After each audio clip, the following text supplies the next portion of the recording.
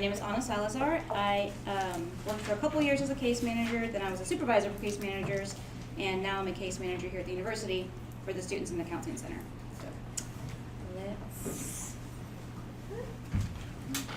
okay. All right, so today we're going to talk about it's a different role for case managers working with anxiety if that's really only what you're working on. There can be a lot of comorbidity with anxiety disorders, but we're going to kind of focus on if just anxiety is primarily the need, because we involved all the other morbid things, we'd be here all morning. So case managers really focus on being the supportive role. Again, thinking of just the first couple of layers of Maslow's hierarchy of needs. How do they get the food? How do they get the medications? How do they get access to all the things they need to succeed in their wellness plan or treatment plan? And a lot of case managers kind of do that initially by working with educating the client. This is what's going on, this is what it looks like. Yes, you've gone through the psychological assessment, maybe you've met with a nurse or your counselor already, but this is what it looks like kind of in real time, the real life. If anybody's ever worked with clients with anxiety, it's all great and dandy in session, and then when you go out and try to apply the skills, that's where the roadblocks happen. That's where the fear and the anxiety and the avoidance really may start to kick up, because now they're recognizing it and they're trying to face it. A lot of case managers will work on doing the symptom tracking with them. So again, that education piece of this is what the symptomology looks like for you. Everybody might be a little different. Some people get sweaty, shaky, nauseous, whatever the symptom may be, and really identifying and helping them write it down so they can take that back into session and really nail down how to work on those areas. You know, what are the triggers for them? What are the calming factors? What are the increasing factors? All those things. As a case manager, I want the client, the individual, to really self-report, but sometimes they can't. They don't know outside of, if they haven't had a lot of the education or the experience with the tracking, of like, this is what this looks like. So it'll be really important for a case manager to really document effectively. It will depend on the setting that you're in and what kind of documentation you have and stuff like that, but even if it's just like a Excel spreadsheet, tracking when these things happen, and the case manager really challenging the individual to really look at what is symptomology where. Don't just blow it off, don't just lump them all together, kind of separating and teasing out those different factors. So, beware of or maybe not beware, but just to consider, no matter what the diagnosis, type of anxiety they have, they generally have these kinds of things, or all of them together. The fear, the anxiety, the avoidance, and potentially the current coping skills they have or their learned behaviors, maybe enabling it. I don't like driving in a car, so I have my mom pick up my medication for me. Well, sure, you're getting the medication, but you're not addressing the anxiety-inducing event, okay? So you've learned these coping skills, or they've learned these behaviors that are, sure, they're getting by, but it's not helping the anxiety treatment. Okay, and so case managers can either be an enabler or be an encourager in this instance. Again, if a case manager's role, depending on the setting where you're in, is to pick them up and take them to get their medications, is that really going to meet the end goal of meeting their treatment needs? So kind of being aware of that, and case managers may run into those problems and those struggles working with clients with anxiety. And then again, difficulties of comorbidity. So I'm not going to go too deep, of course, but depression, lethargia, not wanting to get out of bed, much less want to face the fear of failing and not getting their goals met. It may be difficult for a case manager who is most likely the most active person on the treatment team. They're the ones out there every day, meeting with them a couple times a week, meeting their goals, and it may be difficult for the case manager to remember to have compassionate curiosity with their needs, especially if maybe the process or their progress can be selective or slow. I don't want to work on any of this stuff because this is way too anxiety producing, but I'll work maybe on this little itty bitty thing. But that's maybe not reaching the whole goal. Does that make sense? All right. So the goal, of course, is to increase the positive interactions, increase the positive times that they're facing this fear or this avoidance behavior, whatever it is, and getting a good reaction out of it. And so that's where a case manager can really, really step in and be with them and congratulate, be their big cheerleader, and helping them kind of meet that. Encouraging them, hey, you talked to the pharmacist, great job. You see, he was nice to you, he took care of you, he answered your questions, so on and so forth. And then, of course, decreasing the anxiety symptoms depending on the situation where they're at. The interventions are really going to vary depending on what their anxiety symptoms are and what their goals are. And then what, as counselors, you are working with them on in session. It just really depends. Like, you can't, well, I don't like to maybe say just a generalization of these are the things you're going to work on, because it's going to depend on the person, if they have any other factors, who are their supportive network, and a case manager will really have to help build that for them. Especially if there have been family complications where, oh, this person's just lazy, or it's so easy to go get your medication, why haven't you done it? And so kind of really helping rebuild those relationships to be that supportive network for when case manager is not there, or when they don't have a session with the counselor for another week, those kinds of situations. And challenging their beliefs. Everybody's staring at me, nobody likes me, this is not going to go right, I'm never going to get to finish this task. And having the case manager really be there and intervening and saying, we'll try it, because if it fails, I'm right here on your backup. Okay, let's get this task done. You do as much as you can. And when I was a case manager, I would give a lot of speeches on the 100% of the goal, especially working with individuals with a lot of severe anxiety. This is your journey. It's a 100% journey. You give me 51%, and I'll give you 49. And we're going to work to 55 and 60 and 70 until you can do all of these tasks by yourself, or sometimes just one task at a time, and then move on to the next one. So planning for stressors and anxiety-provoking situations is a lot of what a case manager would do with a client with anxiety. Social anxiety, again, for example. I don't like, as somebody with social anxiety, I don't like giving people my personal information. So if I were to go, as a client, if I were to go up to the pharmacist and have to give my date of birth and talk about medication reactions or histories of things, and that little consultation window is not very big. It's not a lot of privacy. It's not really a private space. So working with somebody with anxiety, confronting that head on, giving them the reassurance, initially maybe standing behind them to block them, just little things that case managers can do to make that real life scenario go smoother. And then of course the homework set by the counselors. That will depend, again, on which program you're using. I looked briefly at the counseling program y'all have for today. And there's some step-by-step things that you would go through with the client in session. The case manager can take that with them, apply that, practice it with them, challenge them on their beliefs as they're going through the process for their homework. Let me go back one. Yes, let me go back one. So sometimes, depending on what the counselors do in session, you would have the client's case manager work with them on their solutions to get through the problems, again, in real life, with apps or worksheets, or setting them up for successes depending on their work in session.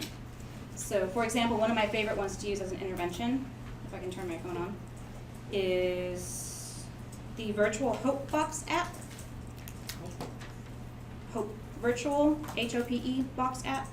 And what it does is, I know y'all probably can't see, but it's got a bunch of different little settings. And in session with the counselor, they can work on this to kind of identify what are their distracting tools, what are their coping tools. Do they like breathing exercises when they're anxious or nervous? Do they like look at pictures of their kid, whatever it may be. And then you put it on here and they have it with them at all times. So depending on, like, if this was something that a counselor was working on them with in session, as a case manager, I would take this with them and say, okay, you're breathing really, really fast now, take out your app. Let's walk through this process, let's walk through this step, let's get this task done, okay?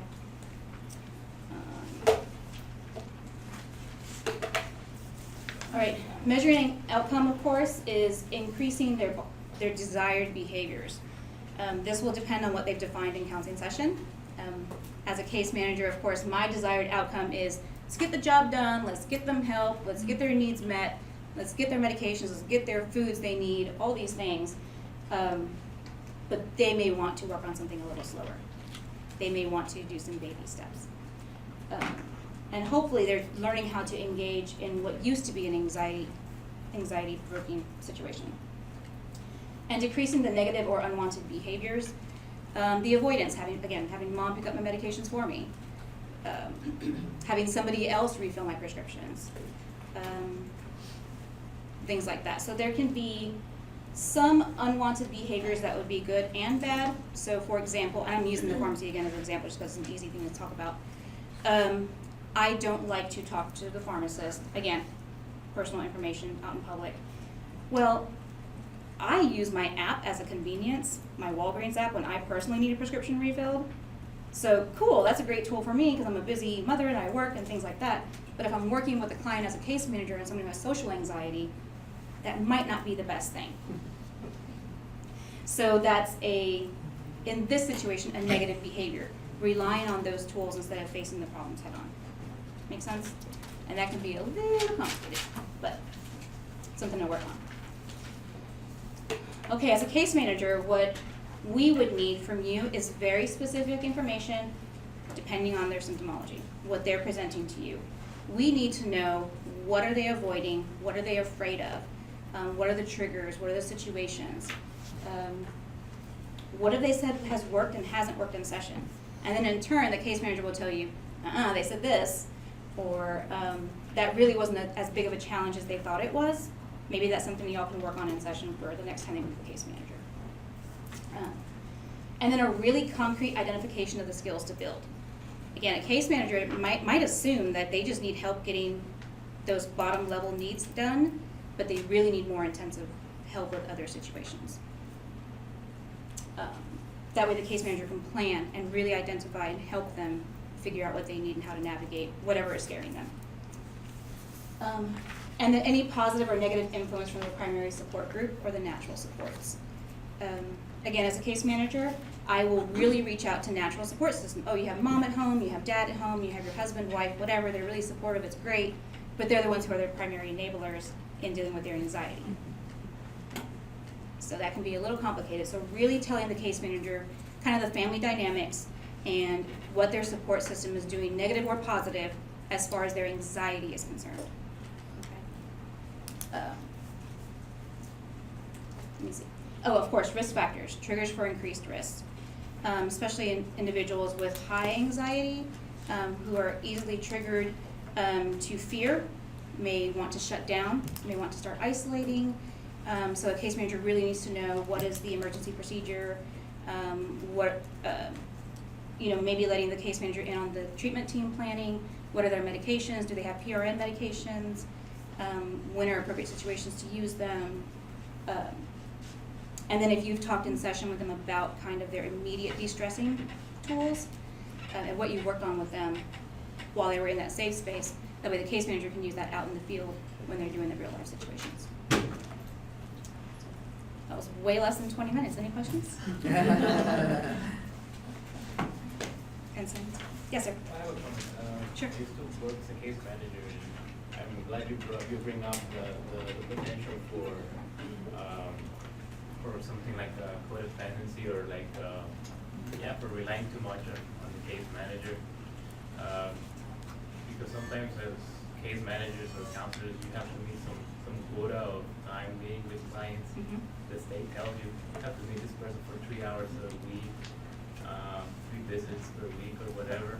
So sometimes it's easier, sometimes you feel tempted to be like, well, let me take this person to the doctor, let me take this person to pick up the meds. But in reality, you've already been working for so many months or whatever that they can do that on themselves.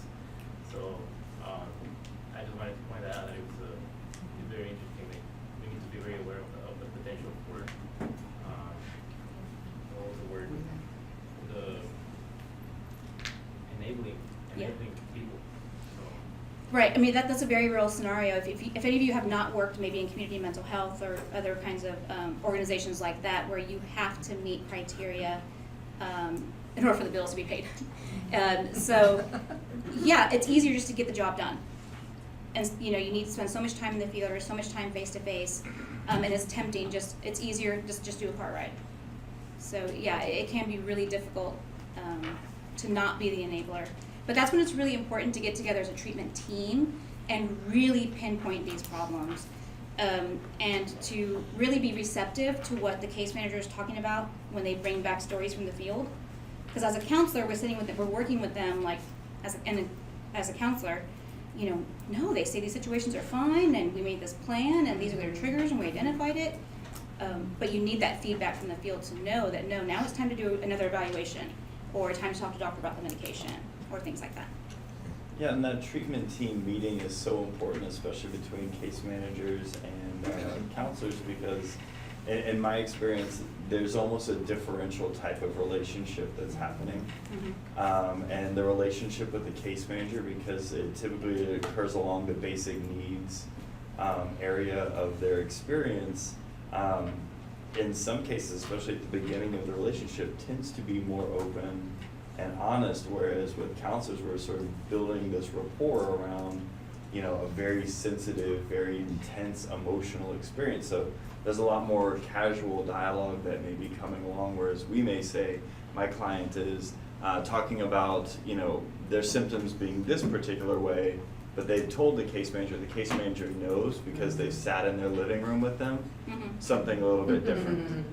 You know, and it may not be drastically different, but there's not as true of an overlap as maybe the counselor may think. And so you can develop a plan to address this on both fronts and motivate towards that transparency and that clear understanding. And I think that's especially true of case managers and counselors who have to work with youth and adolescents, because the variety of different locations that a case manager can be in. They can see them at a school setting, after school program, in the home, all different kinds of settings. So yeah, that's really important. Yes, ma'am. So with that said, knowing the importance of having that case, you know, someone to really help monitor and manage that, Mhm. how do we as counselors, especially for clients who may not have access to that, how do we help them get access to that, and how do we encourage them to do that, considering the dropout rate is very high? They don't stay consistent with it. You mean if they don't have the case manager to help them with the real life technique stuff? Yes. Really getting, in my experience, really getting the family support on board, really getting the natural support system educated initially. So if you're a counselor and you don't have a case management system built into your organization, it'll be really important to initially have those meetings with the natural supports and kind of do the case management up front before you can really delve into some of the counseling things sometimes. You know, getting other people involved if they need that support. So how do you encourage that too? Because I know a lot of people who did start that or had access to it, they don't continue that. So any tips on how to advocate the continued use of it? I think that's a problem system-wide, and I don't have an immediate answer for that. Just saying. that might be a reality of just the work that we do. Yeah. But I also encourage families to get their own counseling, their own support. You know, it can be a really stressful job to be a caregiver, and they may need their own case manager and their own place to reflect and have that support for them to give them the encouragement to keep supporting the original person. Well, it's definitely within the counselor's scope of services to engage family members and identify that one person, that, you know, partner or that sibling or that, you know, one family member that is interested in functioning almost through the case manager's role. And having them be an identified person on your treatment team. Is this one family advocate or this one friend who is willing to be that advocate? And you teach them how to do these activities, how to identify supports, how to, you know, go to doctor's appointments with your client and support them in asking the doctor questions instead of having that family member be the person who asks all the questions while your client is there passively, just probably zoning out or dealing with some sort of internal response or something like that. And that way you can engage someone who is, you know, not paid as a part of your treatment team, but who has been a volunteer to your treatment team, which, you know, case managers are wonderful, but there's also another brand of authenticity and empowerment that comes from seeing one of your family members or your partner or a friend stand up in your treatment next to you. If you want to see what that's like in real time, I would suggest that everybody visit a NAMI meeting, Yeah. because I see a couple people like, yes, it's really a great resource to kind of see that in action, to kind of see the empowerment that families get by knowing they're not alone, and other people understand that, and how pivotal being that natural support can be for a person with a need.